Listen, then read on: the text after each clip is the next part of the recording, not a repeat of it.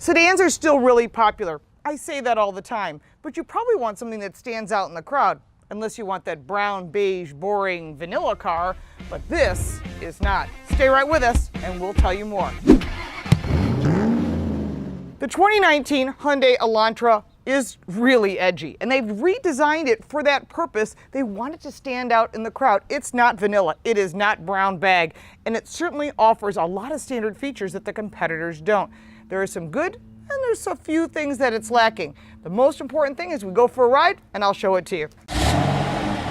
Beyond the exciting look of the exterior of the 2019 Hyundai Elantra, the interior has been changed as well. Now, you may not see that initially when you open the door, but the first thing that I noticed was a lot of red detail. Now, I'm driving the Sport. If you're buying the entry-level SE model at $14,000, you're getting a car for $14,000. But when you go to the Sport level, which is the model I'm driving, it's a little bit more expensive. You're getting red detail on the steering wheel, you're getting detailed stitching on the seats, and also I think the red line in the steering wheel and the flat bottom steering wheel makes it sporty. And I think that's part of what they're trying to get at. So I think they've done a nice job overall from that perspective, because I think when you're driving a car that has the word sport on the back, or you're paying for it, if it's a bottom line, one of the things you'll notice that it has, we'll say, carbon look plastic. So the first thing you notice when you get into any vehicle is seating comfort. And the seating comfort in the Hyundai Elantra is good, but it's missing lumbar on both sides, which is disappointing considering this particular vehicle is coming in at $27,000. I can't believe it. $27,000 and no lumbar. The Kia Forte has it in it. Other cars have it on neither the driver or the passenger side. Now, if there's an upgrade for it, I highly suggest you invest in it. And to me, it makes no sense that you would buy a car at this price point without it. So I hope you're listening, Hyundai, because people want comfort, and the seats are comfortable, but not comfortable enough to be without lumbar. Visibility, nice long windshield, big side windows, good size side mirrors, good visibility out the back. You can see that. Rear view mirror does a really great job. And of course, if you're going to put it in reverse, you get your backup camera. But if you're talking about the vehicle itself in front of you, which is what you're usually looking at, the steering wheel is nice and grippy, flat bottom steering wheel, which is much required in the name Sport, but it also makes it easier for people to get in and out. If you're a larger person, it just makes it more comfortable. Or if you're pregnant, or if you just need that extra space. But as far as the steering wheel itself, really easy controls to use. On the left side, you got your volume, you've got all your different modes, your phone. You can change what you have in front of you between the two gauges on the right side, cruise control, the ability to go up and down, of course, and setting some of these different settings.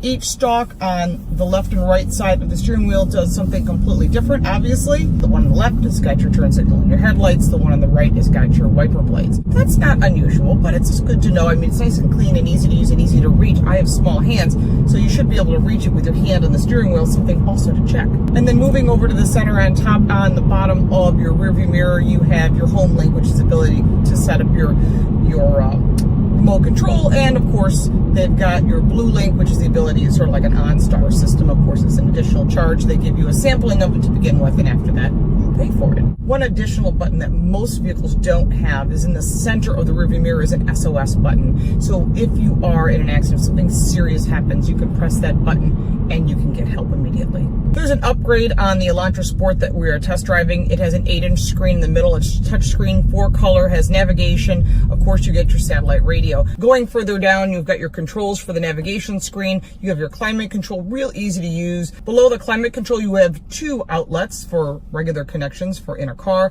plus a USB. Further back, you've got your Prindle, which I always say park, reverse, neutral, drive, low. On each side, you have your heated seats, your drive mode. Of course, I prefer the sport mode. There is also a smart mode and an eco or normal mode. The smart mode will actually shift based on your driving style. So they've really thought about everything. Further back, 2 cup holders, a standard parking brake with a cable, which I like. It's good for parking brake turns. No, I'm not doing that in a Hyundai Elantra, although I could. You've got your nice center console, nicely detailed with another connection, which is really good for someone who's sitting in back. There are 3 seats in back. It is a little less room than that of its competitors, so make sure to sit in the back seat. You may not think that's important, but for people that ride in the back seat, it is. Overall, the handling is nice and tight. Very German, which is what everybody's trying to get to, and I think that's part of what the designers have been working toward, is making this vehicle handle better. As far as handling, this vehicle is really easy to drive. It's very specific, nice and tight, almost a German flavor to it. Remember, Hyundai and Kia have taken some of the best German designers and hired them onto their team, so you're going to see a lot of relationship there. So they've got a vehicle that has good brakes, good handling, and not so great performance when you're taking off from a light. I think it wish it had a little bit more torque, because when you're looking at the competitors, you're buying horsepower, but you drive torque, and it's 200 horsepower, 201 horsepower, but it just needs a little bit more get up and go. If you wish to purchase a Hyundai Elantra, you do get the 10-year, 100,000-mile warranty, and they do have one of the best warranties on the market. I think it's important that when you're purchasing a sedan that has 4 doors and seats 5 people, and you're kind of looking for something in that under $30,000 range, there is a ton of vehicles to choose. I've only listed a few down below, also my pros and cons. You need to test drive every vehicle in that category. Look at all the details. Are you leasing? Are you buying? What are you getting? What are you not getting? What's an extra cost? What do I want? What do I need? Once you've answered all those questions and you've test driven that vehicle, make sure to create a relationship with your local dealer. If you want to see our most recent video, just click right up there. YouTube suggestions are down here. We have driven all of them. You can check out our channel, and of course subscribe, and we like your comments. So we'll talk to you soon. Thanks so much, and we'll see you next time.